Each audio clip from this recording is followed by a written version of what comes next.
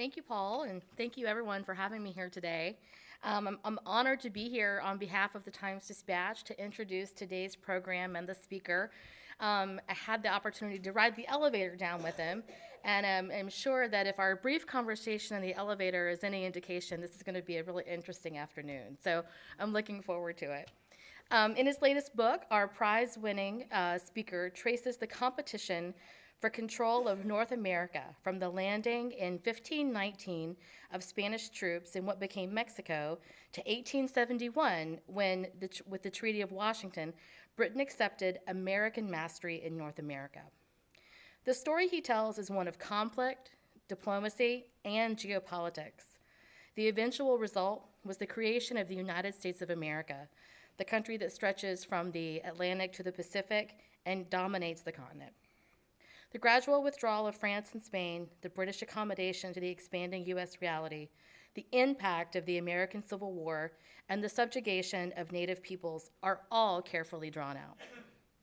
Jeremy Black is no stranger to the Virginia Historical Society. In 2003, he gave 2 lectures, one on the American Revolution and the other on World War II. He is a professor of history at the University of Exeter, and in 2008, a recipient of the Samuel Eliot Morrison Prize.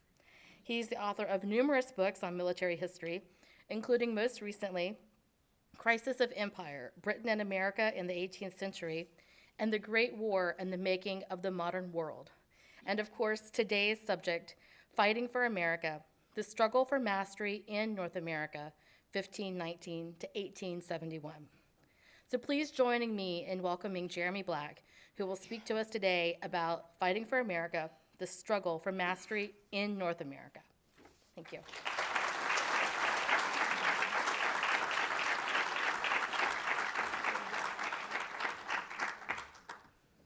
Well, thank you very much, ladies and gentlemen, for coming along. I'm very pleased to be back here. I always enjoy my trips to Virginia, and it's a particular pleasure to see a number of friends in the audience.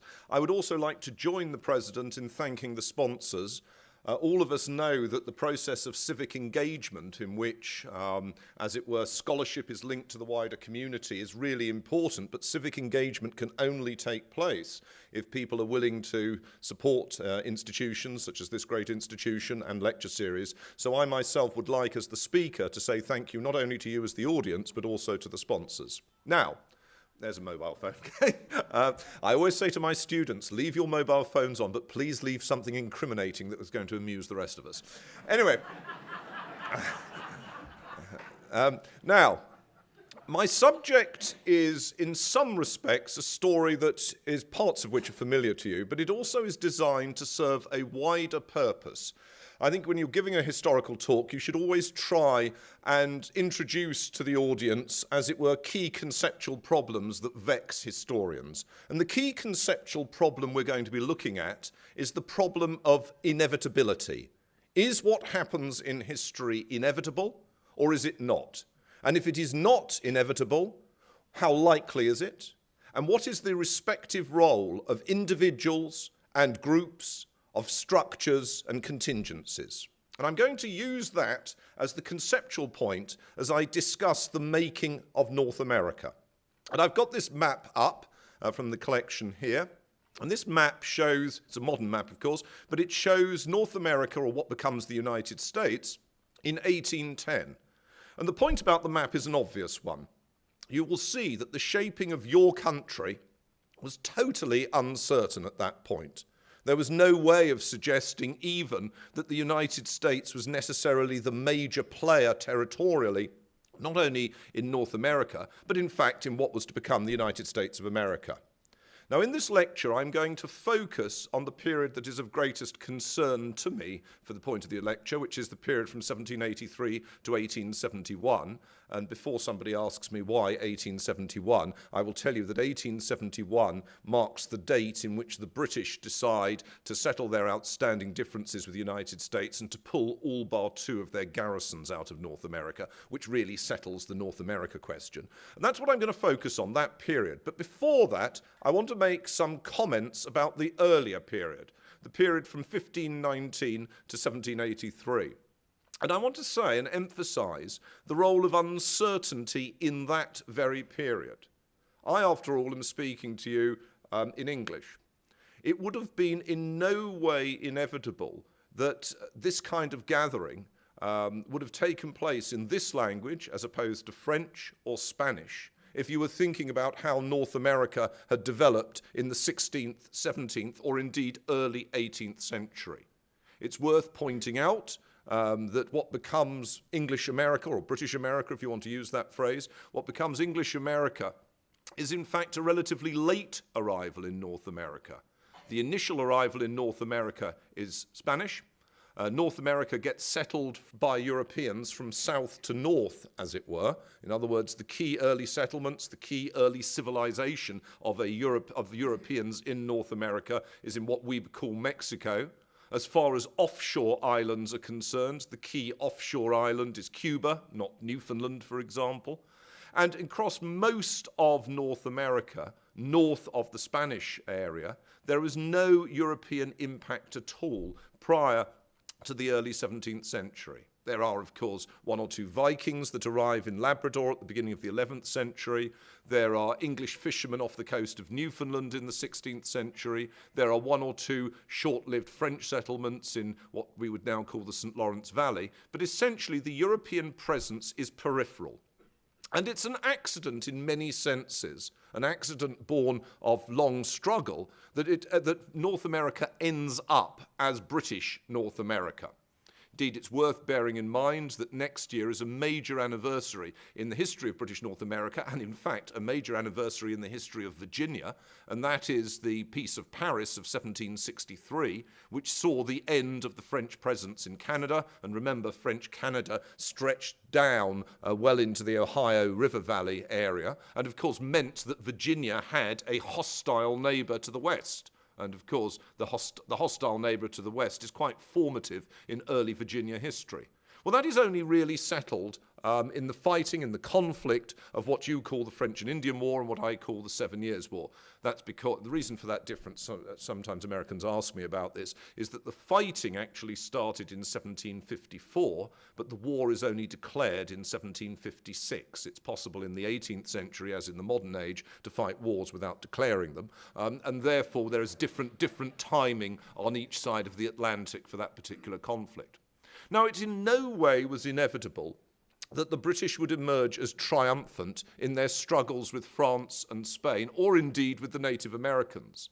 For example, if you're in Carolina as late as 1713, 1714, and you're up against the Yamasee there, this was a very tough war which threatened the environs of Charleston itself. As far as Virginia is concerned, less threatening, of course, to the lowland, but the Cherokee War at the end of the 1750s is a serious war. As far as British presence west of the Appalachians, west of the Alleghenies is concerned, Pontiac's War in 1764-5 is a serious conflict. So the Native Americans themselves are an important challenge, and there was no inherent reason why Western troops, as far as conflict was concerned, are necessarily better. I mean, as you are aware, some people are very prone to take a technological interpretation of war, but the key technological enablers that the West had initially had all been lost by, in terms of comparative capability gap, by the late 18th century. The West had the horse. Well, of course, the horse gets diffused to Native Americans. The West had the gun. Well, of course, the gun gets diffused to Native Americans. In large part, people selling guns to the their Native American supporters and allies, and in order to win allies. The West has shipping. Well, the Native Americans do not have the equivalent, but of course, shipping is a major advantage if you're operating on the coastal littoral. It's not any particular advantage if you're operating into the interior. So in terms of actually capability gap with the Native Americans, during the period of British America, the actual strength of the Western presence is relatively limited. As far as the French are concerned, though, of course, the British have a powerful advantage, the one that we've just mentioned, that both the British and the French are fundamentally colonial systems along the coastline. They are totally dependent in many respects, the French more than the British, but they are totally dependent on maritime links back to Europe. If you sever those maritime links, you are then in a position to make major attacks, amphibious attacks, on the coastal bases or the riverine bases of your opponent, and if you do so successfully, you will win. And of course, success takes time. The biggest British expedition again in North America in the early 18th century is a total disaster. The British send a large amphibious force against Quebec in 1711. It runs aground on rocks in the St. Lawrence because it's poorly charted. Over 1,000 troops drown. In that period, incidentally, very few people could swim. So if a ship went down, usually everybody on it drowned. And there were never enough rowboats. Sort of thing that would be inconceivable in a modern world. I mean, if you think of cruise liners, it would be inconceivable that any of them could sink with anybody dying. Anyway, the British did not do brilliantly at that stage. I think it's worth bearing in mind that although the British were fit for purpose in the 17th century to fight local wars against Native Americans on the eastern seaboard, things like King Philip's War in New England in 1675 to 76, they don't really have a capability that's much stronger than that, and they are very dependent upon the supply of military resources from the home base. And that's where contingency plays a key role, because there's nothing inevitable about the British beating France in the long wars that the two powers fight from 1689 onwards. In many senses, one would rather be betting on France, a much larger country in terms of not just its physical size, but also its population, a much stronger agricultural base, a country that doesn't have the equivalent of Scotland or Ireland, where there's a lot of discontent, if not active opposition to whichever government is based in London. In many senses, France should have been the better bet for winning the imperial race. And indeed, France is more early established in the New World in terms of major colonies. I mean, Martinique and Guadeloupe are much more prosperous as and Saint-Dominique, what we would now call Haiti, are much more prosperous as colonial bases in the West Indies than Barbados or Jamaica. Jamaica is particularly difficult. The French get themselves well established in the St. Lawrence Valley quite early on. They add to that, of course, Nova Scotia. They add to that what we would now call Cape Breton. The French are well established in the New World.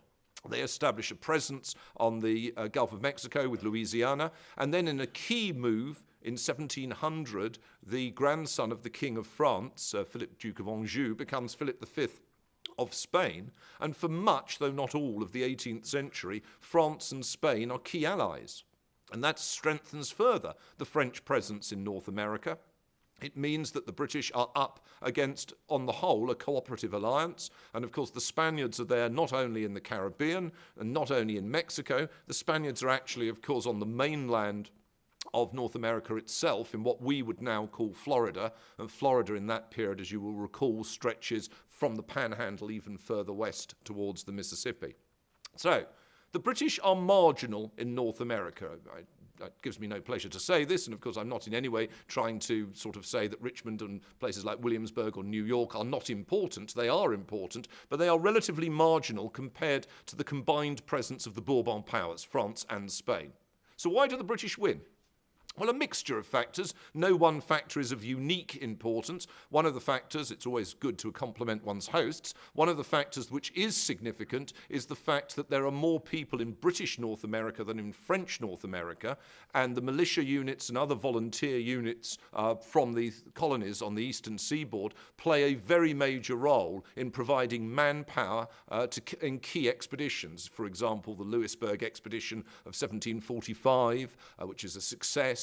In successive expeditions into the interior, for example, the 1758 advance on what is now Pittsburgh. Obviously, it's called Pittsburgh because it's renamed after William Pitt the Elder. And also on unsuccessful expeditions, a series of expeditions mounted using southern troops, southern militia against St. Augustine, which don't work. And also they use American troops in the Caribbean, for example, in the Cartagena expedition of 1741. But there is a crucial advantage to the British provided by that support. And on the whole, the support is quite willing and useful.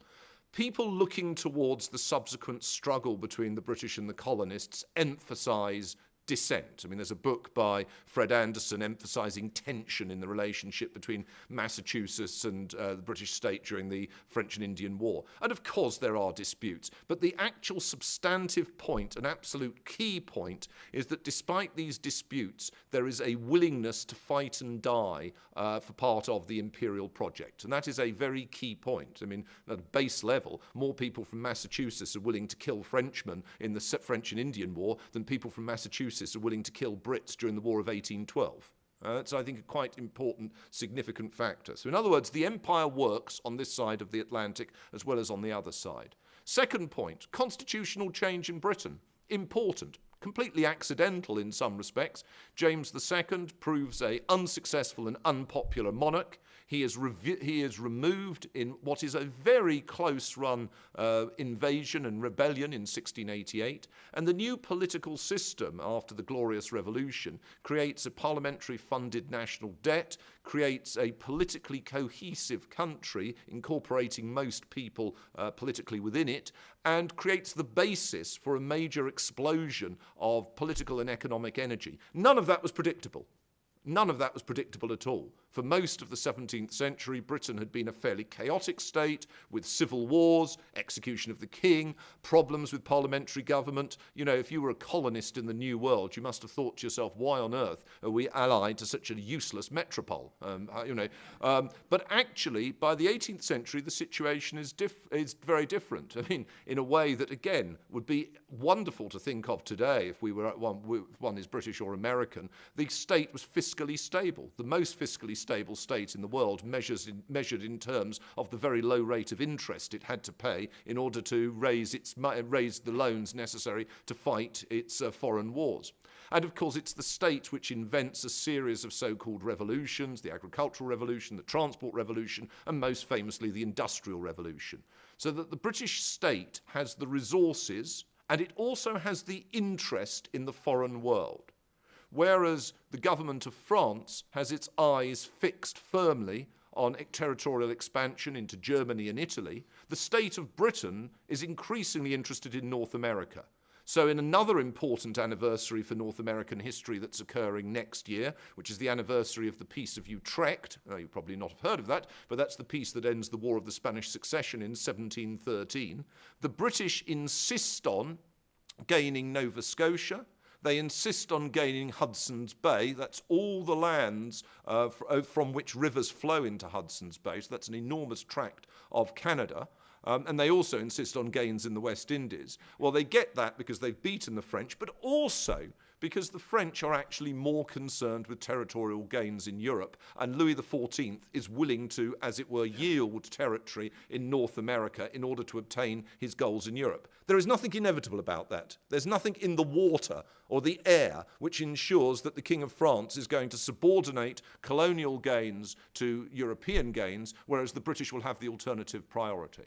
And again, that plays through into 1763. The key point about 1763 is not only that the British, in cooperation with their American colonists, have gained large territories in the New World. The key point is that in the subsequent peace, that is what they determine to hold on to. That they are, in other words, that people in London are really concerned. You will recall, as a French view, a very great alternative French view, Voltaire, in his short novel Candide, actually, what a waste of time it is fighting over the frozen wastes of North America. And Voltaire reflects, as it were, fashionable French opinion. British opinion is different.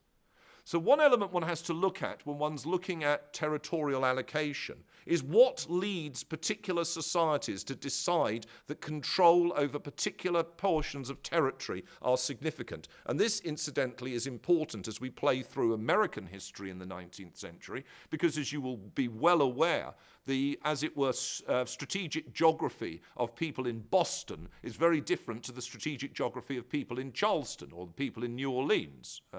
A good example of that, if I may just glance ahead for a second, a good example of that is the determination of Southerners in the Deep South to expand into the Caribbean and to make further gains at the expense of Mexico, because the key thing about Cuba in particular, and as you may know, people like Quitman, the senator for Mississippi, is a great filibusterer, wants to take over Cuba. The key thing about Cuba is the second largest slave society in the world at that point. Outside the United States, and Brazil. Those are so it's the second largest in the sense of non-American. Brazil is the largest non-American, and there's no way they're going to annex Brazil. But getting hold of Cuba would, of course, increase the number of slave states in the Union. So different people have different strategic geographies. It is not inevitable which you think of as important. Well, I don't want to talk about the War of Independence, not because it upsets me. We have many things. We have many things that have gone wrong in our history since then, I have to tell you. But I think simply because I have actually had the good fortune to speak here in the past about the War of Independence and to address the issue of whether the British had won. And in a way, I don't want to reprise that, but those people who came and listened to that lecture will recall that I emphasized the role of military contingency. I emphasized the extent to which it seemed a very near-run thing at the time. And if you'd stopped the war at the beginning of 1781 and looked at it at a time when the Pennsylvania and the New York line had mutinied within the Continental Army, at a time when the French are getting increasingly fed up with the war, the French foreign minister, the key minister, Vergennes, wants to stop the war, he wants to ally with the British to pressure the Russians. At that stage, neither side had won the war.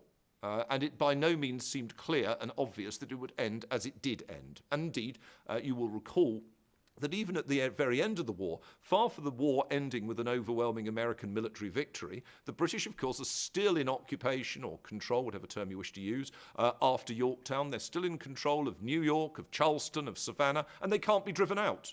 1782 is the great forgotten year of the American War of Independence. It's the forgotten year because nothing much happens in it. See, Washington's great plan in 1782 is to drive the British from New York City, and it's a dismal failure.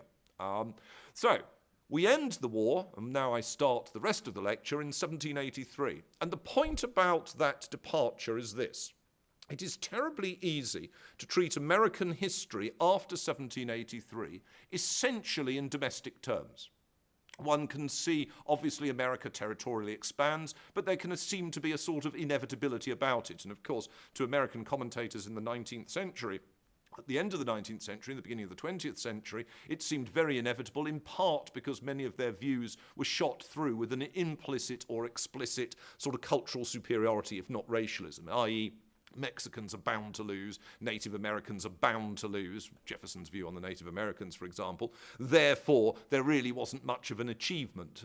It was going to happen. There was a providence which meant that one was going to go from ocean to ocean, and, there'll be a few inconveniences along the way. But the key issue is not foreigners, it's internal. In other words, the key issue is relationships between the states, the key issue is the fate of slavery, the key issue culminates in the American Civil War.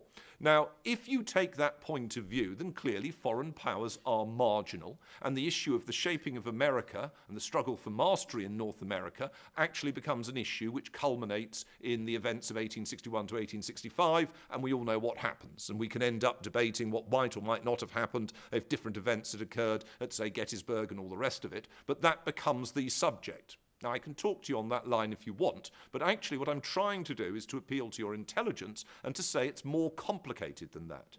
And the complexity comes from the fact that having been beaten, and I think they were in the end really beaten, the Brits in 1783 don't just go away, they're still there in North America. The French and the Spaniards don't think to themselves, well, North America has now been settled. They also are powers in the New World. And I would put it to you that, in fact, a key issue, an element in the history of North America until 1871, and after that, as I've said, it ceases to be of major significance, is the fact that there are competing powers, competing imperial systems in North America, and it is not inevitable to contemporaries what would happen. In fact, I would put it to you that it's only the decade 1861 to 1871 that really settles it. And I'll just briefly comment on that, and then I'll switch back to the 1780s. If you think about it, 1861 to 1871 has the issue that vexes you most, which is the Civil War, which was important. And, you could argue that if the South had been more successful militarily in the 1864 campaigns, then Lincoln would not have been successful in being re-elected, that you would then have had McClellan as president and you would have had a different outcome of the war. And that's all entirely possible. All entirely possible. That's how, if you like, the South would have won the Civil War. And that is significant and that is important. But there are a whole host of other things that occur between 1861 and 1871 that help to settle the North America question. Key, that the British and the French didn't intervene as they had seriously thought of doing, and as Napoleon III very much wanted to do, in the American Civil War. That is important. Who knows what that would have led to, and I'm quite happy to talk about that, but that was certainly a major element. I mean, remember, Britain has the largest navy in the world. Britain has nearby bases, naval bases in places like Jamaica, Bermuda, Halifax, Nova Scotia. It has a land frontier with the Union. The British have a pretty large and experienced army, experienced at taking part in long-range power projection. In 1860, Anglo-French troops had captured Beijing in China. Compared to the difficulty of taking Beijing, Washington would have been easy. So one has to remember, you're talking about the world's leading powers at that time. So that's important. What else is important? Well, the French, after all, do intervene in North America in the 1860s. They do send an army into North America in the 1860s. Where they intervene in the end, is Mexico.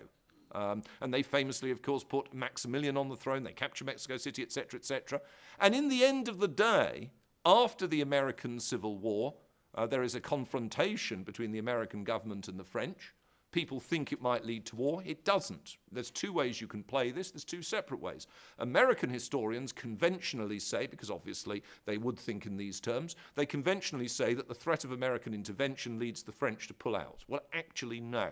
The reason the French pull out is the French are really concerned by the fact that in 1866, the Prussians have beaten the Austrians and they realize they're going to be next, and Napoleon III focuses on Europe instead. That is the key factor. But the point being a double point. One, that the Americans cannot determine the course of relations in Europe. It's a classic problem. It's a problem for the rest of the world now.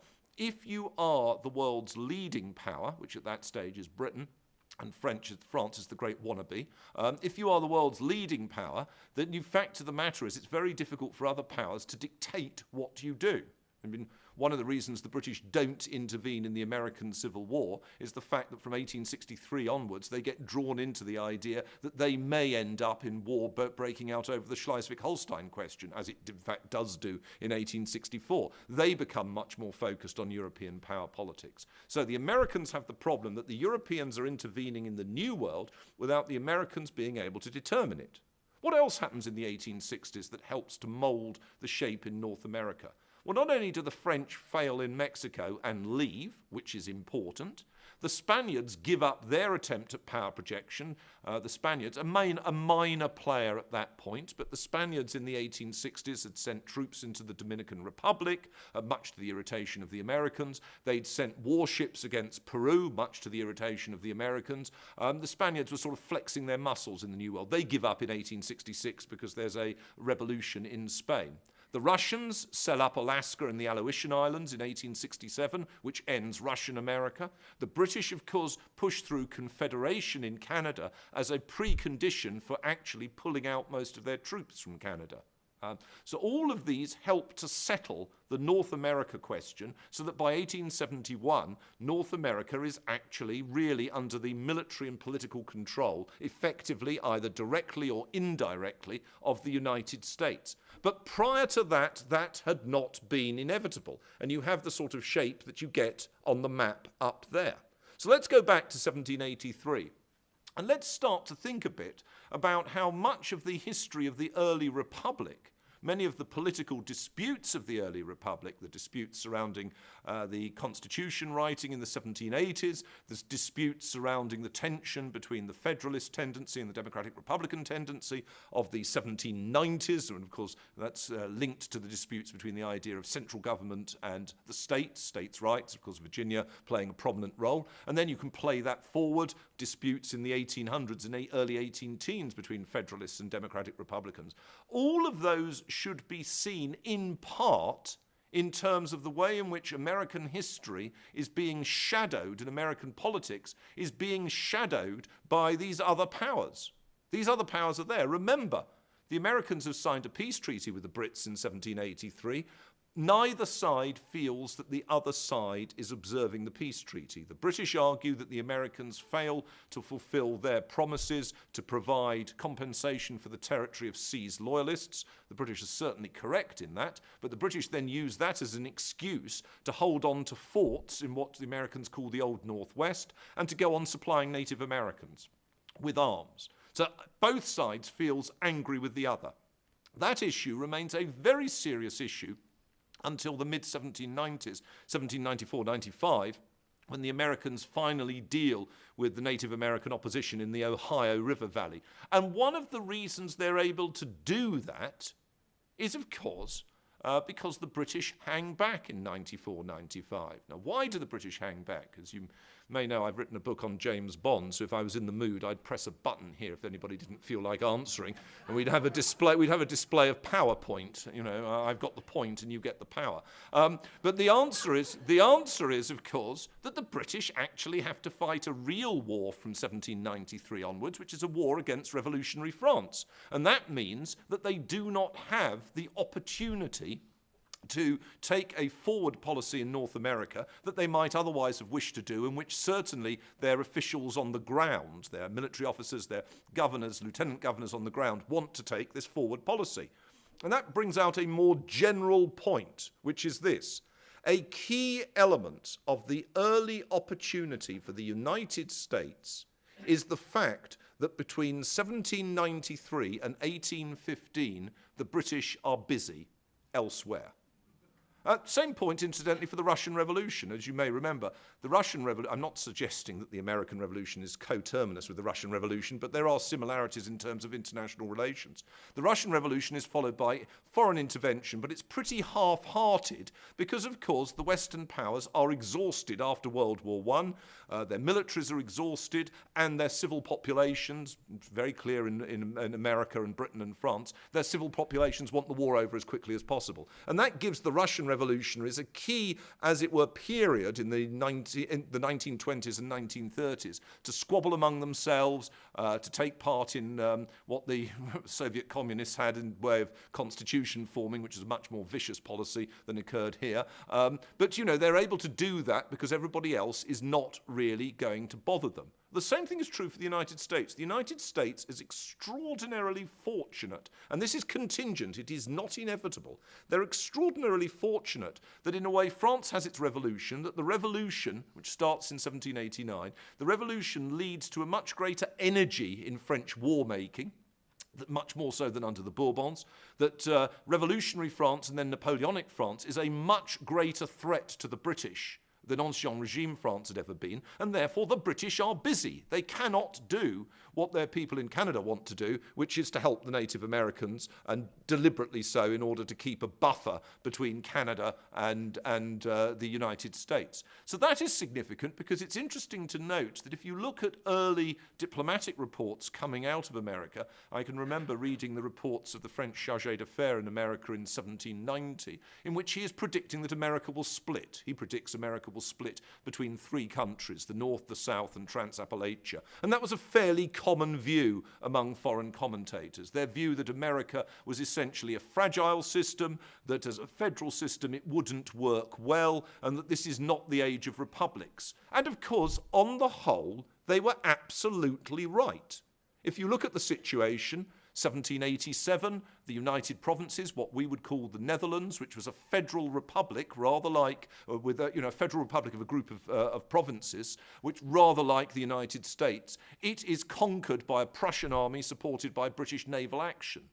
During the French Revolutionary Wars, Venice, an ancient republic, is conquered by the French. Genoa, an ancient republic, is conquered by the French. 1794-95, Poland, a limited elected monarchy. In some respects, the United States under its presidency is an elected monarchy. A limited elected monarchy is partitioned out of existence by the Russians, the Prussians, and the Austrians. In other words, this is not the age of republics. Republics appear anachronistic and failing in a much more bloody and determined age, where the energies of states able to mobilize their full resources will dictate results.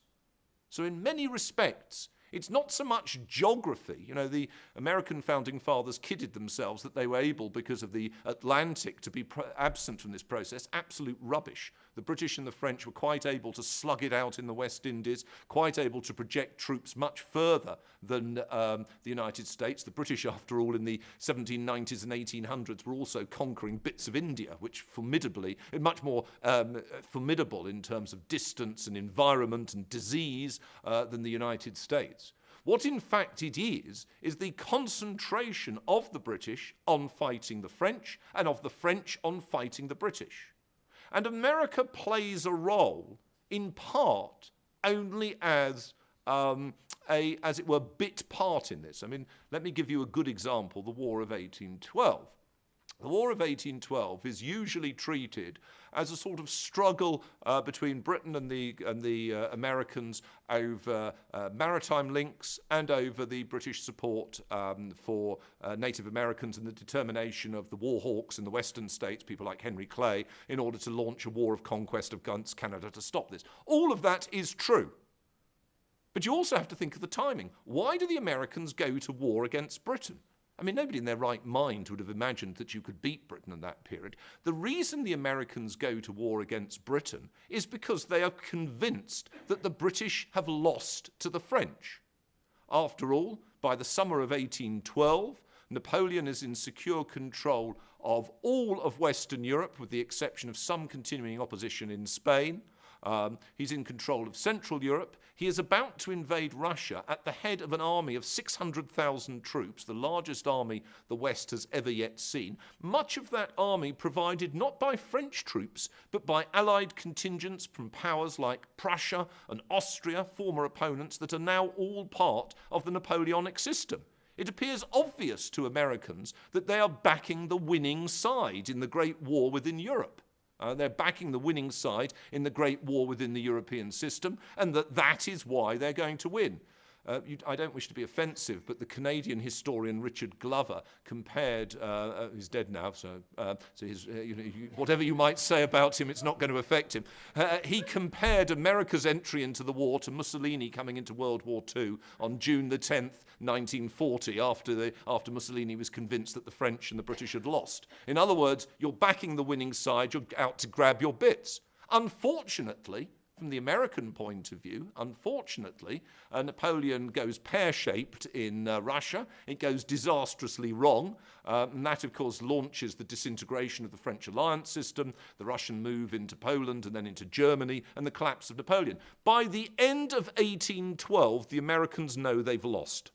Simple as that. Of course, they don't mention it in widely in public, but American policymakers know they've lost, and they're asking the Russians, of all people, to try and negotiate an end to the war, to try and mediate between Britain and Russia. And the Russians are quite willing to do that, because the Russians want the British not to fight the Americans. The Russians want the British to concentrate even more on fighting the French.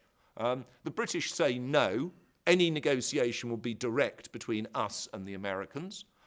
The Americans then try the Swedes, who are also part of the anti-French coalition. That doesn't work. And of course, as 1813 drags on and Napoleon collapses more and more and more, then the Americans get more and more and more desperate. It doesn't actually fundamentally matter what happens on the Canadian frontier. It doesn't matter what happens in exchanges between ships. Most of the military history of the War of 1812 is totally irrelevant. America is back to the wrong side in the World War, and it knows it's got to get out as quickly as possible. And in 1814, Napoleon abdicates, and then it really does get serious. And just as a reminder of the trouble that the British can cause, it's worth bearing in mind that you would generally think of 1815 in the Greater Caribbean in terms of the British defeat at New Orleans, which indeed was a serious defeat. It's worth bearing in mind that the British not only go on to capture the fort outside Mobile and to plan an attack on Charleston, but also in 1815, just to show who's boss in the Caribbean, the British, Napoleon's come back into France, the French colonies declare for Napoleon, so the British sent an expeditionary force to Martinique and capture it, and an expeditionary force to Guadeloupe and capture it as well. In other words, they are still a serious challenge at that point. So one can play through this early American history And one can note the extent to which American constitution making actually takes place in the shadow of the threat from outside. And that helps to explain federalism. That helps to explain what Alexander Hamilton is on about. Hamilton's point is not that we want a stronger government for the fun of it. It's not that we want a stronger government because we want to raise more taxes. It's not that we want a stronger government to irritate these people in Virginia. We need a stronger government to deal with the Brits. We need a navy. Remember what had happened at the end of the War of Independence? The Americans had wound up the navy. They got rid of the navy, which meant that, of course, the Americans became very vulnerable in the 1790s when they confront France in the Quasi-War. And indeed, a navy is quickly built as a result of subscriptions, charitable subscriptions, large public subscriptions, largely by Philadelphia merchants. I mean, that is the depth of the fiscal and military crisis in the United States. They don't have a navy. And their navy is sufficiently weak, of course, that in the 1800s, the only people they're able to take on are the Barbary pirates of North Africa. Nobody big can be confronted. On top of that, the army is tiny. Why is the army tiny? Because, in fact, there's a sort of anti-state, anti-army ideology in the 1780s, which leaves America terribly vulnerable in the early stages of the war in the beginning of the 1790s against Native Americans in the Ohio country. Indeed, in the first campaign, Arthur Sinclair actually loses because the army is just too weak, not prepared. There just aren't the troops. Henry Knox had been absolutely desperate about the situation in the 80s. So one of the whole points about the Federalist case is we need a stronger state because we have to confront these foreign powers. Now, incidentally, precisely that they don't get the war that they fear makes the Federalists look as though they've made the wrong call. And subsequently, of course, the way that the War of 1812 is sold to the public, i.e. the War of 1812 is a success, look what happens at Fort McHenry outside Baltimore, look what happens at New Orleans, we don't actually need a large state, we don't need a large military, we can do it ourselves, the militia will do the job. Complete rubbish. I mean, what America had set out to do in the war was to open the ability to trade freely abroad, as opposed to having to put up with the British telling them who they could trade with, and also to capture Canada, neither of which had been achieved. America militarily and politically is hopelessly weak, which is what helps to, produce this tension. If you want a modern analogue, I mean, my job is obviously to finish in 1871, but if you want a modern analogue, the real reason for the current history of America is that since the 1940s, the nature of the government expanded because America obviously did confront foreign wars. First World War II and then the Cold War, which drove a development of the federal government for both Republicans and Democrats across the party divide. And obviously people disagreed about particular details of it, but they did understand that you cannot fight a world war with the governmental system that was in place in 1931. Now, unfortunately, or fortunately for the British, in the early 19th century, actually you do get people like Jefferson who fondly believe that America can be a great power with the governmental system that he wants in 1801. It doesn't work, of course, and of course it only subsequently works because the Americans are fortunate that nobody really powerful decides to fight them. So they are actually able to have a holiday from history. They're able to convince themselves that they are a major power because all that they're actually up against are Native Americans and Mexicans. And, the Mexican state is weak. The Mexican state is affected by federalism at a very acute level. In other words, the individual provinces fight each other. The great Caudillo, Santa Anna, is unpopular. There are a series of rebellions in Mexico in the 1830s and 1840s. And for Mexico to fight the Americans, or to fight first the Texan Revolution and then the Americans subsequently in the 1840s, is astonishingly difficult under those circumstances. Same thing in the Oregon question. President Polk, of course, comes to power having promised that he will fight if he doesn't get a boundary which approximates to the northern boundary of British Columbia. Why does he pick that boundary? He basically is saying to the electorate there will be America up to Russian territory in Alaska. He doesn't want to have war with Russia, but he wants territory as far up as that. And what happens? Well, you won't be surprised to hear the British mobilise the fleet, and the Americans decide that, well, maybe actually it would be better to go for a compromise boundary, so that the Americans go for Oregon and Washington, and the British keep British Columbia and Vancouver Island. Vancouver Island is the great prize because that's where the major naval base is at Esquimalt, still there. The Canadian Navy's base still there. So in other words, the Americans are very fortunate because in the 1840s they are not really ready to go to war with Britain. What about the Civil War? What about the Civil War if Britain had come into that, or Britain and France had come into that? Well, it would have been difficult for both sides. The strategic problem for Britain would have been that the Union might well have invaded Canada. And Canada, they were well aware of, was not brilliantly easy to defend, because the great problem with Canada is that, in a sense, its forward east-west corridor is along the St. Lawrence and the railway system that they were building along the St. Lawrence. And, of course, that would be easy to interrupt by people invading from the south. But of course, let's be reasonable, in 1862, 1863, the Union had other people to send troops against than Canada. In other words, they would have gone on probably focusing on the war against the Confederacy. At sea, well, the Americans are building good ships. The monitors are good ships. The American historian Howard Fuller, who's done some interesting work on Erickson and his monitors, has argued very clearly that the key element of Erickson's ship design was not, in fact, to produce ships to fight the Confederacy, that was the side effect of it. The key element was to produce ships to deter the British from intervening. And indeed, that was an important, very important economically for the United States and strategically. They did not want British warships interfering on the eastern seaboard. I think it's fair to say that those monitors, although they were impressive as defensive shipping in shallow waters like the entrance to the Chesapeake off Norfolk, they were not deep sea ships. They didn't have the draft to deal with the rolling on the ocean. They would have had real problems at being deployed at any particular distance. So you would have had the clash between a deep sea navy, which was the British Navy, and a shallow waters navy, much of which was brown water. Difficult to know exactly what would have happened. And again, it's very difficult to know what would have happened between the new rifled guns of the British warships in the old masonry forts defending places like New York. But certainly the Americans were acutely concerned about it, which is why, of course, the end of the Trent affair, the Americans, I take it you know what happens. The Union Navy takes off the Confederate envoys to Britain and France, takes them off a British Royal packet steamer, in other words, a ship that is taking them from the Bahamas back to England. And the British choose to treat that as a casus belli.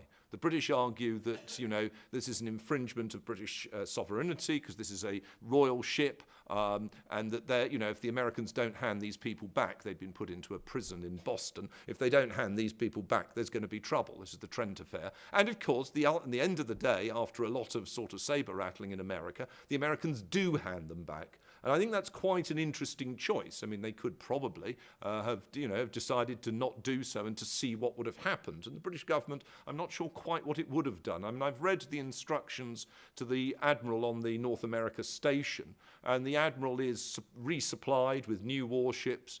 He's given instructions to attack if necessary. But I think it's quite clear the British don't want to go for a war because they are busy so many other places in the world. They have other interests to pursue at this point.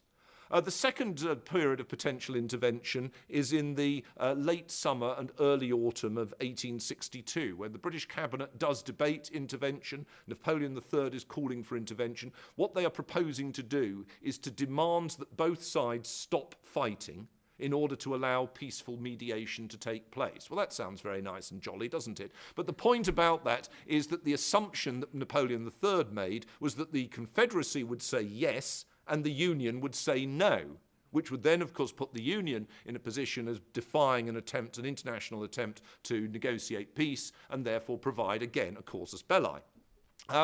And the British government does, again, think very seriously. The government is split. William Gladstone, the Chancellor of the Exchequer, gives a speech in Newcastle, famously saying that the Confederacy is as a state and should be treated as a state. In other words, that this is a war between states, not a civil war, and therefore that the Union's right to try and blockade the South must stop, and that the British should try and open their trade to the South. Since the North had never signed up to international regulations allowing blockade, it was in a very difficult legal position if people chose to break the blockade of the South. And the government really is divided, very divided. And, you know, one thing that helps them to make their mind up is Antietam, the very fact that Lee fails at Antietam, that the campaign advance in the North is not maintained, seems to suggest that the South is not inevitably going to survive.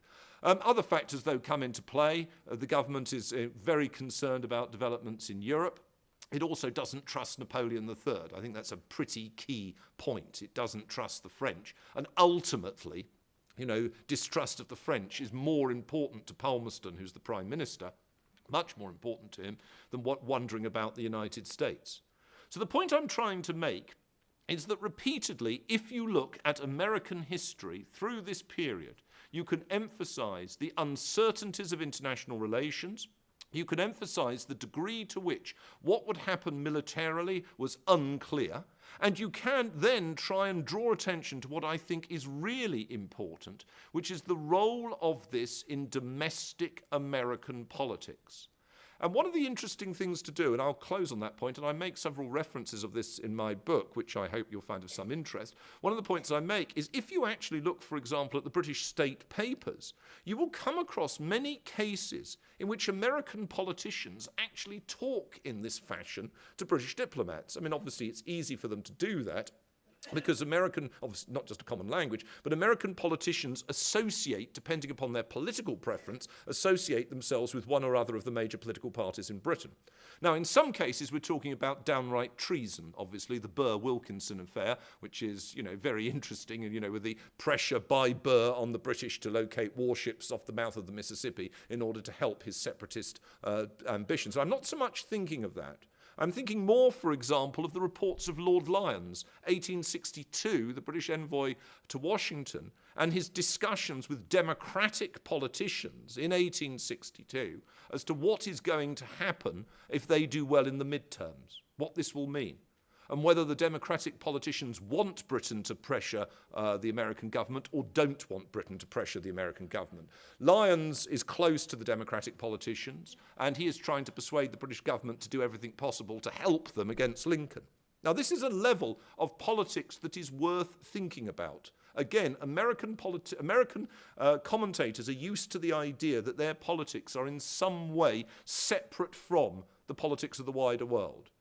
Maybe that's what the Constitution said, but actually what one notes frequently if one's looking at American history is the idea of American exceptionalism, the idea of American separateness has to be brought face to face with a much more complex reality. Last point. You might think this is a rather negative account. It certainly doesn't measure up to some of the heady rhetoric of early founding fathers. But actually, if you think about it, what this is account about is a very pro-American account. It argues that there is nothing inevitable about the success of the United States in the 19th century. It argues that part of that success was indeed due to the policies of other states, but part of it was due to the skill and luck, but luck often comes with skill, the skill and luck of a number of American politicians and a number of American administrations. And I think if you move away from this idea of treating exceptionalism as something that makes one bound to win and actually understands the role of contingency more, you understand the importance of being, as you are fortunate to be, members of an active and engaged civil democracy, and the importance of the choices that you make and are fortunate enough to be able to make at regular occasions. Thank you very much.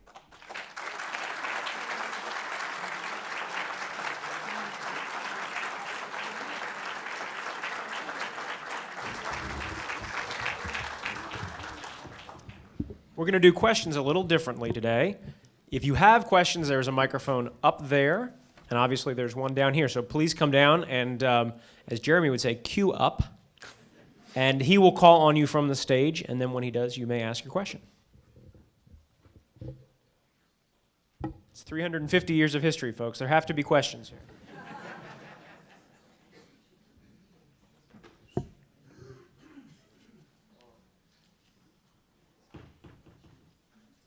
Yes, sir. Yep. Well, you seem to reaffirm that old truth that it's better lucky than good.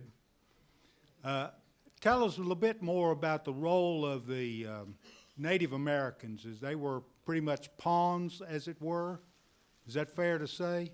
Well, that's very interesting. The gentleman has asked for a little bit more on the Native Americans and whether they were pawns. Well, to an extent, sir, they are pawns in the wider context of international diplomacy, in the sense that their territories are allocated in treaties like the Peace of Paris, the Treaty of Versailles of 1783, the Peace of Ghent at the end of the War of 1812. Yes, these are all in a way pawns.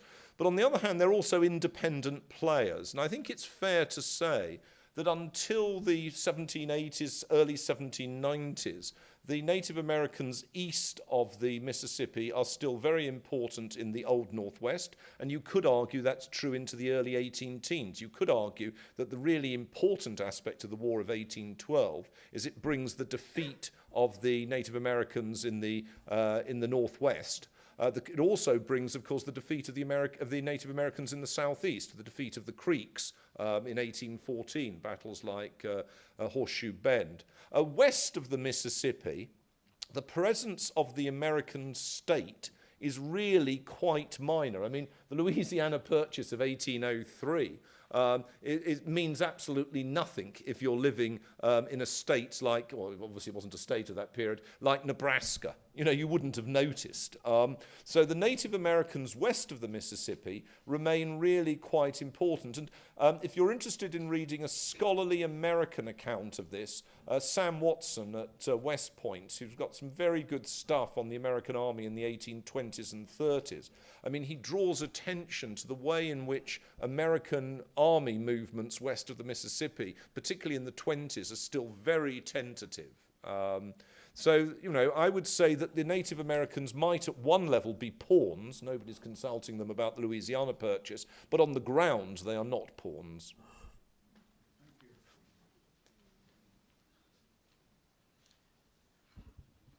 This is for people taller than I am. Can this Devonian from welcome you back to Richmond? Oh, thank you. And can I hope that despite your concentration on American history, my grandson, who's in your department back in the University of Richmond doing an undergraduate degree, is getting a solid basis of British history. Could you tell us when the first concept of America as a coast-to-coast country came into political thought over here? And I'm surprised that you've not used the term Monroe Doctrine at any stage up to now. Okay. I've been asked about when the idea of a coast-to-coast America develops, and also about the Monroe Doctrine. Let's take the first point initially. The idea of reaching to a Western Ocean, in fact, is there quite early on. Some of the discussion in print in Britain, and they have no idea of the size of North America, some of the discussion to do with John Smith actually has this idea of reaching to the Great Southern Ocean. You know, they know there's a Great Southern Ocean. Remember, Sir Francis Drake has turned up in, off near San Francisco at the end of the 1570s, 1579. So there is this vague idea that somehow it will be easy to get from Virginia to California. But in practical terms, for the early Republic, a key decision is the decision for the Lewis and Clark expedition. That is a very important decision, the idea of trying to explore to the west there. It's also key the economic interests. John Jacob Astor and the establishment of bases on the Pacific coast. I mean, Astoria, of course, which he establishes, which the British capture in the War of 1812. The development from the 1780s onwards out of Salem of America's China trade, and the American China traders go round the Cape and then they go up and trade not just to China but to the what we would call the Pacific Northwest. So there is a greater interest in America as a Pacific power, a sense that America ought to reach out to China. The key point about China being that China isn't an area under the territorial sway of either Britain or France or Spain. So it represents an opportunity for the Americans. And then an idea that in America, as it were, is a space that has to be circumvented to get there. Now, that doesn't mean that if you are a merchant in Salem or Boston or Philadelphia, that you necessarily see much interest in what we would call the Great Prairies. You know, there's economic interest in, for example, areas like Ohio, Indiana. But remember, before the railway, this is actually going to be a great problem at moving west of the Mississippi. The idea is that you have a big trade route down to New Orleans, which helps to explain the importance of the Louisiana Purchase, and then you can actually go up the Missouri as well. But the idea of reaching from that to the Pacific seems very difficult. And if you're interested in that, a good example of that is what happens to America, American policy in Central America in the 1850s. Cornelius Vanderbilt sets up a company to build a railway across Nicaragua. It's to go from the coast to the big lake, and then the bit in the middle, and then the big lake to the Pacific. And of course intervenes in Nicaraguan politics, and one of the greatest of the American filibusters, Walker, also intervenes, becomes president of Nicaragua. And the reason for that is this seems the obvious way to California and to the gold fields. In other words, the way to California is via Nicaragua. The idea of actually being able to build a railway across seems a very tall order in the early 1850s. And it reminds us that it's terribly easy to think in terms of inevitability. We know there's going to be a transcontinental railway. We know that all these lands in the middle, you know, Idaho, Utah, really quite complicated topography and terrain, is going to be not just claimed by the Americans, not just have a few military bases, but actually subsumed into the United States. That wasn't so obvious to all contemporaries. So you get, as it were, people in Washington talking about coast to coast and providential destiny, and businessmen thinking, yes, now how on earth do we get our trade routes round to California, and what route are we going to follow? The Monroe Doctrine, just to remind people, 1823, James Monroe issues this document, proclamation, saying that basically the powers of the old world shouldn't interfere in the new world. It's aimed against Spain in particular. It's aimed to, in other words, extend the guarantee of the American Republic to the new Latin American republics that have broken away from Spain. So Simon Bolivar and, Grand Colombia, what we would now call Colombia and Venezuela and Ecuador and Argentina and Chile and all the rest. It's very important, and it's people now play a lot of attention at it. At the time, it meant absolutely nothing to anybody because the British couldn't care less. The real guarantee of South American independence is the Royal Navy. It's the Royal Navy makes it absolutely clear, Canning is the foreign minister, that he will not allow Spain to regain these territories. And the Americans know that. I mean, the Americans are freeloading in some respects. The Monroe Doctrine is freeloading on British naval power. And America becomes, it's very interesting this, America becomes a major close water, brown water, close sea naval power in the Civil War. Then you get a really important moment in American military history, which is 1865. Now, obviously, you think of it in terms of Appomattox, and I do urge you to go on this tour. But, do bear in mind that the key thing in 1865 on the world scale is not that the North wins the Civil War. That is important. But the key thing is that the North then demobilizes. The North in 1865 has a battle-hardened army under good generals. It has the world's second largest navy. Okay? What do they do with it? Do they use it to try and conquer Mexico, to try and conquer Cuba, to try and conquer Canada? No, of course not. The nature of American political society wouldn't have allowed them to do that. We know that. But actually, that is really important. And America then only builds up a large navy from the 1890s on, and particularly, of course, with Teddy Roosevelt and the Great White Fleet. And what's interesting about that is that, again, is linked to your politics. There's no inherent reason in 1907 why America needs a large fleet. Nobody's threatening America. But what is happening is a combination of industrial interests, particularly steel interests in Pennsylvania, East Coast political groupings, and people that believe that America is spending too much time thinking of itself as primarily a continental power, and it needs to take a much more active role on the world stage, preponderantly for economic interest and self-interest. These are the people that are behind the big naval build-up. And of course, the big naval build-up also has the great advantage that you don't need conscription for it. One more question, perhaps? Two. There's a gentleman there and a lady here. Let's go for two. Quickly, Kay. I'm not as quick as you. Well, you've got a chance, because he's... Can you apply, I heard your remarks about the Republic, et cetera, and can you predict, based on your analysis, the direction that this country should go? No, I mean, it's not, first of all, that's an interesting question. No, just, no, I mean, first, no, just, that's enough, you've asked the question. That's well, one of the things about being a professor is you can say things like that, okay? You know, I'm not seeking elected office, all right? You know, I don't have to. Now, that's a very good question. It's a very, very good question as to whether and in a way, it's part of the public engagement of historians. Is should historians look more to the future? And I think that's a very good question and a very interesting one. The difficulty is that if you think about what I've actually been saying, what I've been saying, in a way, is that the role of contingency, in other words, contingency in the shape of how you vote in elections, what happens in your internal affairs, but also what happens in the wider world, is very important. And if I could just illustrate 2 points about that. If you look at the last 15 years, the two most significant things in America's strategic position are ones that are not really adequately pointed out. One is, the other isn't. The one that is pointed out is the change that has occurred domestically. And the change that has occurred domestically is you have run a tremendous deficit. And obviously your ability to act as you wish on the world scale is compromised if every day you need foreign currency inflows. And that's an important point. It's equally true of my country.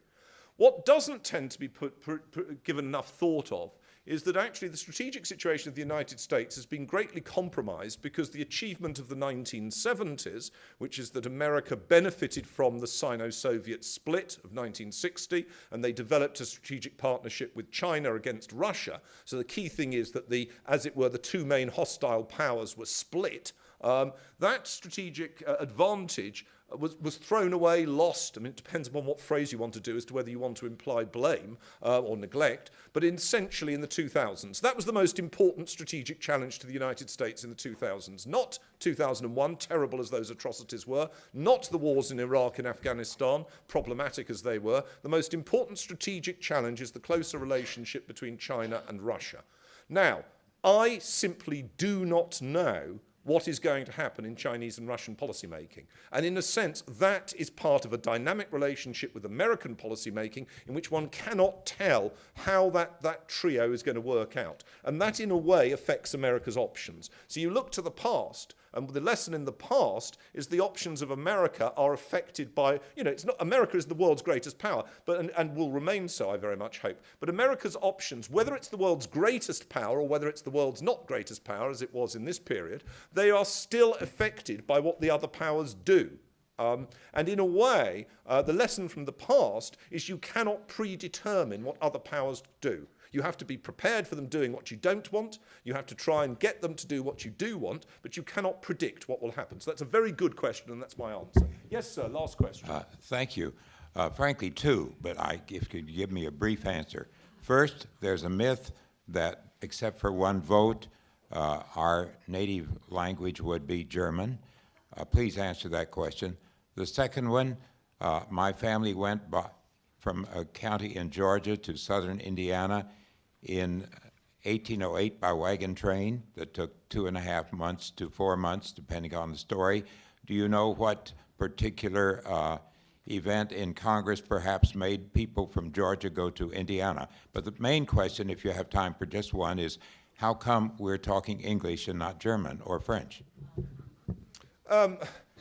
Well, I can't tell you about the post-1783. I have never heard, other than in terms of what I would call a fairy story, that that is the case. I mean, obviously, if you think about it, there were a reasonable number of German settlers in Pennsylvania, but the vast majority of settlers in the 13 colonies were of British antecedents. Their only language of instruction, their only language of education, crucially their language in religion, in the church, which was absolutely fundamental point, is English. So no, I don't think German was ever a prospect. As far as 1808 is concerned, as in fact that map shows you, the territories in the upper Midwest are opening up.